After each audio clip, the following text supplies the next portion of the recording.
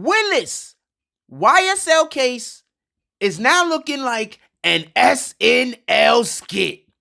So basically, they aren't only trying to bang each other, but they're also trying to bang the witnesses.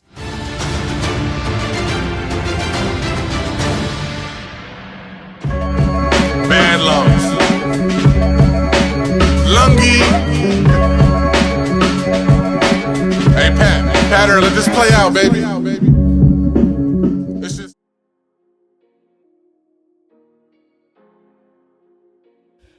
BB in Jack Frost. What's up, party people? Alright, so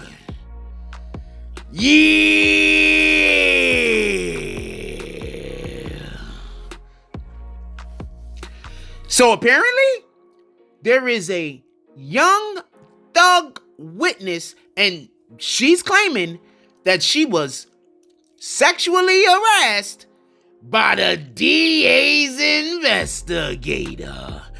Okay. Now, just so we can be clear, I'm just trying to just say this right out of the gate.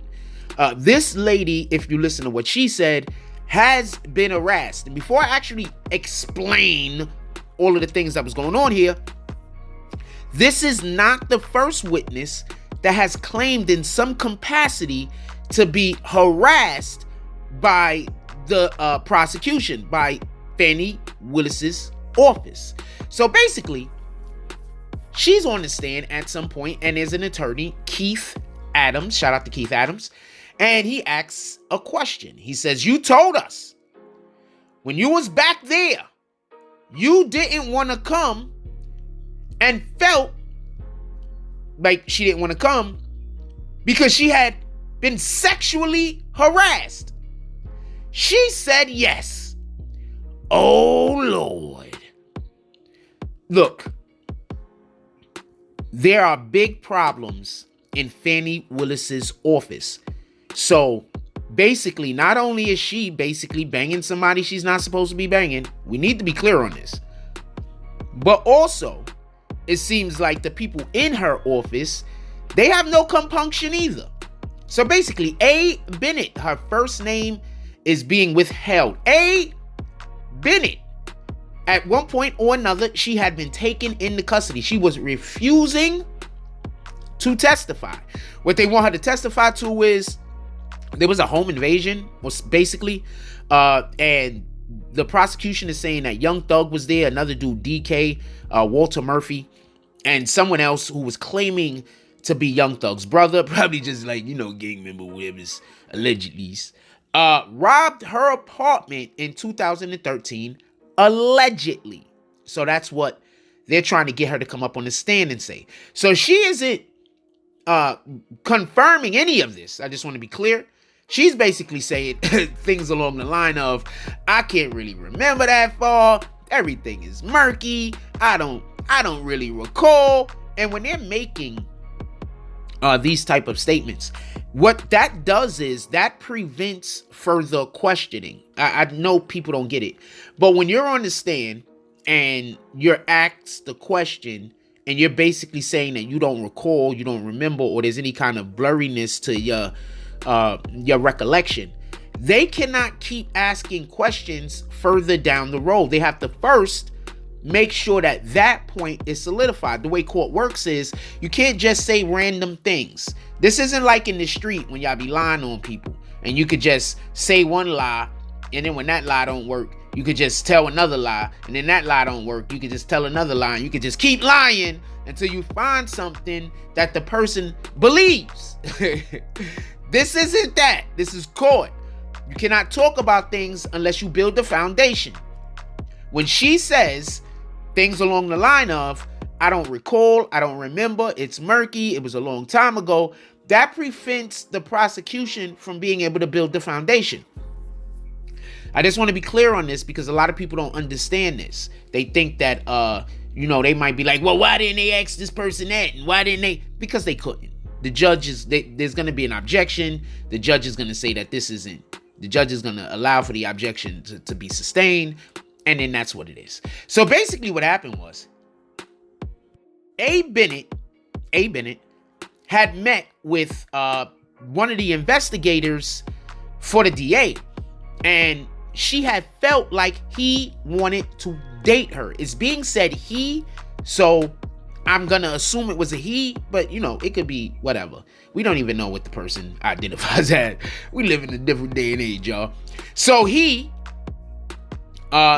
felt like he wanted to date her, so she was uncomfortable.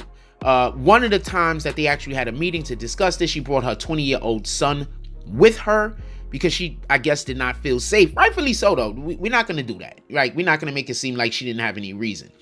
She didn't even want to testify. So she brought a 20-year-old son with her at one point because she didn't feel safe. How are you not going to feel safe with the DA's investigator? That's crazy. In any regard, he said that he wanted to date her after the trial was over. So she blocked him on or after multiple calls, because apparently he had been calling her and speaking to her about things that had nothing to do with the case. Just calling her up like, yo, how was your day? What are you talking about, sir? Also, she lost her job because the DA's office had her meet them. This is what she's claiming. The DA's office had her meet them so many times, the prosecution, that they kept basically harassing her. She ended up losing her job.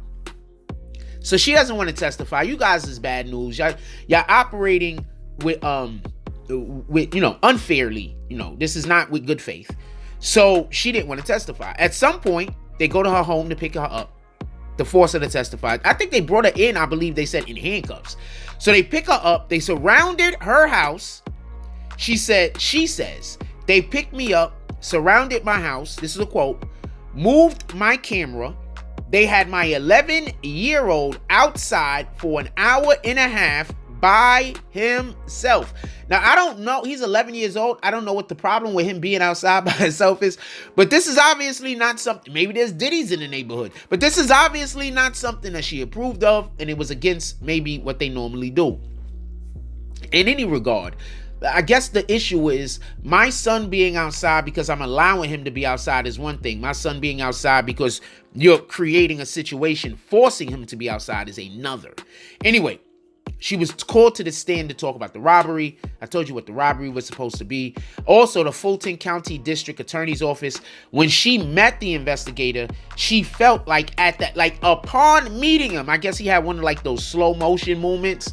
When you watch the movie and the lady walks into the room and everything goes into slow motion. I guess he had one of those moments. I don't have the slightest idea. But this is one thing that I wanted to say, and this is why we're doing this video today. Fani Willis's office doesn't seem to be, and I'm okay with you not being professional. I'm fine with that. But what I'm not fine with is your professionalism bleeding over into the actual trial and the actual case. Now, if she's busy dating people she's not supposed to be dating, just saying. If her DA investigator is meeting women that are supposed to be witnesses and he's trying to scoop them rather than trying to, do what he's supposed to be doing, I guess debriefing or whatever the hell he's supposed to be doing, speaking to her, finding stuff out, knowing things, and he's not doing those things. He's trying to get in the panties. I think that this is a problem and an issue. Now, remember, they're still going to try to prosecute Trump at one point or another. YSL attorneys, Young Thug attorneys, great attorney, one of the best. But I'm going to assume Trump's attorney, a step or a notch higher. With that being said, put it down in the comment section.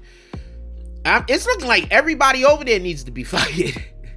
You see what happened when you go after the big wigs? Like, comment, subscribe, join the notification game. Hashtag Brooms Boomers. Let's get it. I love y'all. Take care of each other. Hug the kids for me. I haven't forgotten about you. And that's all I get on this one. I'm out.